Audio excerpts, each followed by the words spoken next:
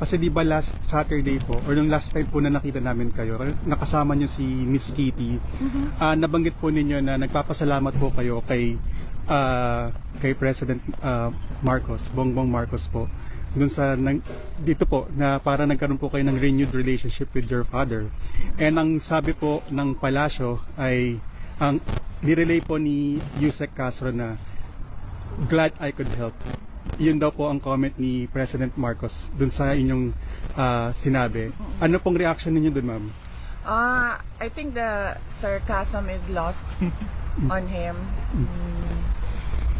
Hindi niya siguro ako naiintindihan. Ano pong ibig sabihin ninyo, ma'am, dun? Saan? Dun po sa hindi niya kayo naiintindihan, ma'am.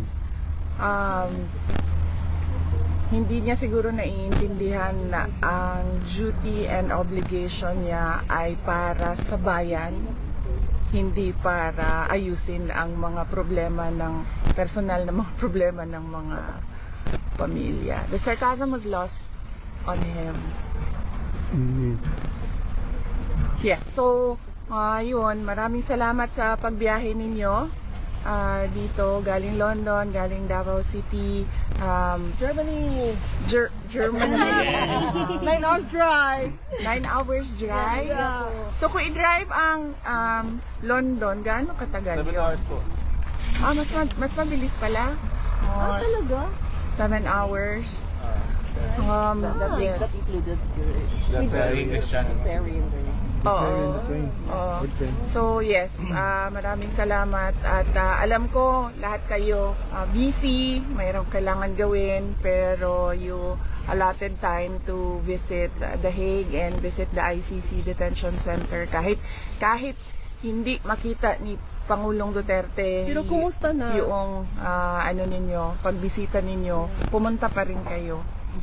At pag pumapasok kami doon sa loob, sinasabi namin lagi sa kanya na merong mga kababayan na nasa labas na nagpapakita ng suporta sa kanya. Kumusta na siya? Hindi ko siya nakita. Nakita ko siya nung Tuesday. Hindi ko siya nakita today.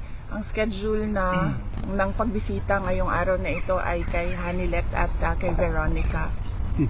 Any update with the case, BP? Hindi niya ba nakausap si Well, I yung think he's lawyer? just only limit with answers, Attorney Kaufman, in terms of... Ang sabi po ni Attorney Kaufman, either today raw po or Monday lalabas yung listahan ng defense team. So lalabas daw po 'yon sa court records either today. Pero napag-usapan po ba ninyo to ni Attorney Kaufman? Yes, napag-usapan namin, pero sila na lang siguro mag-update sa inyo kung ano yung mga ginagawa ng mga lawyers. So kung sinabi niya na ilalabas nila yung mga pangalan ng mga lawyers at personnel na kasama doon sa team, antayin na lang natin na lumabas yung document. Ma'am, nabanggit niyo rin po last time na sabi niyo po na inaayusin niyo lang po ang system dito sa The Hague. Yung system po yung tungkol po dito sa case ni former president. And ngayon po, ma'am, nalalabas na po either today or Monday yung list ng names ng defense team. Ano pang inaasahating action from your side, ma'am? Kayo po ba iuwi na ng Pilipinas or ano po bang gagawin ninyo ngayon, ma'am? Tapos na yung trabaho ko dito. Yung nakita ninyo kanina, pinasok ko na naka-green na envelope. Yun yung huling-huling document na hinihingi sa akin galing sa ICC Detention Unit. At nabuo na rin namin yung legal team, yung bagong lawyer, yung isa doon kanina ay na-meet na rin ni Pangulong Duterte ngayong araw na ito. Meron na rin kaming sistema sa schedule ng mga lawyers at sistema sa liaisoning kung sino yung mag-uusap about legal matters, kung sino yung mag-uusap about mga pangangailangan ni Pangulong Duterte sa loob. At naayos na rin namin magkakapatid yung scheduling ng kung sino yung maiiwan at darating sa susunod na 2 buwan. So that's April and May. So, ngayon, nandito si Veronica. Ang susunod na darating ay si Paulo, si Congressman Pulong Duterte. Kakakuha lang niya, kaka-approve lang ng kanyang visa. Nagpapasalamat kami sa tulong ng Dutch Embassy in the Philippines para makakuha siya ng visa niya to come here. So pag alis ni Hanilet, bago umalis si Hanilet, darating si Congressman Pulong Duterte. And hindi pa namin ma-confirm ang pagdating ni Mayor Sebastian Duterte, pero supposedly dapat siya yung susunod. Pag alis ni Congressman Pulong Duterte, dapat nandito na siya sa The Hague para kung ano man yung allowed na visits para sa pamilya dyan sa loob, ay meron lagi family member na pumapasok doon at nakakausap ni Pangulong Duterte at nakakapagbigay ng updates sa kanya kung ano yung nangyayari dito sa labas, kung ano yung nangyayari sa atin sa Pilipinas, sa ating bayan. Ma'am, magpapasintabi lang po ako sa next question ko, ma'am. Nabanggit po ninyo na sa darating po na 2 buwan ay meron pong mga kamag-anak, kapamilya po ng dating Pangulo na magbabantay or pupunta po dito sa The Hague. Sino po ang magpopondo nitong mga pagpunta po ng mga kamag-anak ninyo dito? Hindi namin napag-usapan yan. Kasi meron namang trabaho lahat. Si Hanilet ay merong mga negosyo. Ako, meron akong trabaho, may sweldo ako. Meron din akong other income na tinatawag. Ang aking kapatid na si Congressman Pulong ay meron ding trabaho. And meron ding sweldo si Mayor Baste. So, hindi namin napapag-usapan yung pera. So, ang tawag sa amin ay KKB. Kanya-kanyang bayan. Kanya-kanyang bayan.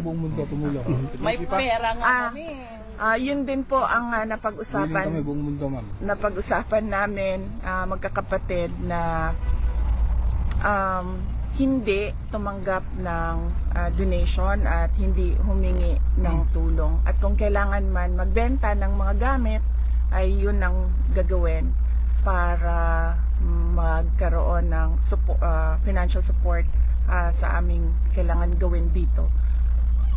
Ma'am, Yes. may pronouncement si Senator Amy Marcos. Parang obviously she's now no longer part of the administration party. Did she even communicate with you? Because we were friends before. We're still friends, ma'am. Opo. Inimbita nga niya ako doon sa second hearing, ma'am.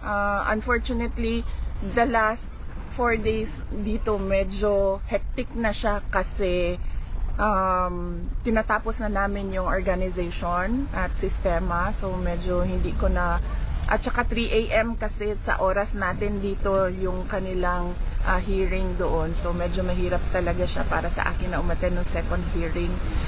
Pero kung meron namang future hearings na meron silang tanong sa akin, tulad ng kung anong nangyari sa Hong Kong or anong nangyari pagdating ni Pangulong Duterte sa Manila, willing naman po ako sumagot. At yes, so yun, inimbita niya ako, ma'am, kaso hindi kaya ng schedule ko na gumawa na umattend online. But I am open in the future hearings in the event that she needs my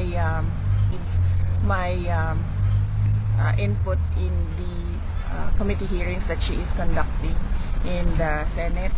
At magkaibigan pa rin kami, ma'am, hanggang ngayon wala namang problema doon. I think siguro yung I would like to believe, I do not know her side, but I would like to believe that the friendship is already beyond politics dahil sa mga nangyari. Hindi magandang nangyari at meron pa rin kaming open lines of communication. Dalawa lang yun, ma'am. It's either nagpa-plastikan kami or it's really beyond friendship. I would like to believe that it's beyond politics already. So I would like to believe it's a friendship beyond politics already. Vice President, there's a statement by the Senate President, Chis Escudero, that he said as of February, you are now not a longer vice president anymore. It's a contradictory statement. It's because the impeachment process is not even started. So how are you going to react with regards to his statement that you are no longer president as of February? Okay. So I've not read his statement, so I do not know the entirety of what he said, and if he did said that, I do not know the context of why he said that, so I will not comment on it at this point. But if I read the statement, I will let you know. Sir. Okay, thank you. VP, pag-uwi po. One follow-up Ay, sige. question. Opo, ma'am. 3 years down the road, alliances. Medyo parang yung alliances mo when you did allied with the Marcoses now is no longer there.